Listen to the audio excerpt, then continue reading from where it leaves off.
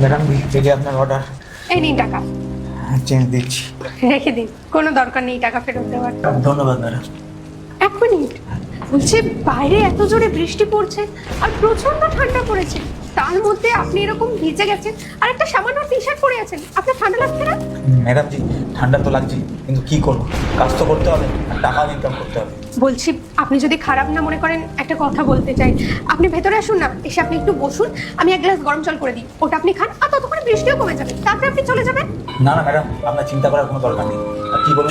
এই কলকাতাতে একা থাকি, কেননা আমাদের মা বাবা গ্রামে থাকে আর আমার পোস্টিং এখানেই ছিল, তাই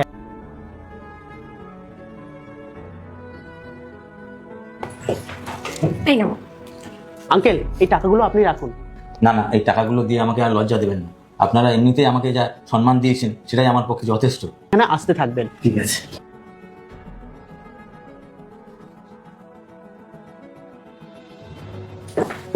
দীপ, সত্যি